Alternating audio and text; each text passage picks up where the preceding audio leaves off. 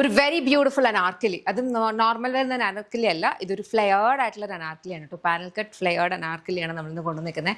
Usual വരുന്ന ആ ഒരു കൈൻഡ് ഓഫ് ഒരു ഫ്ലെയർ അല്ല കേട്ടോ. അത് അടിപൊളിയായിട്ട് ഫ്ലെയേർഡ് ആയിട്ട് വന്നത്. ഇതുണ്ടോ, ഇത്രത്തോളം ഫ്ലെയേർഡ് ആയിട്ടാണ് വരിക.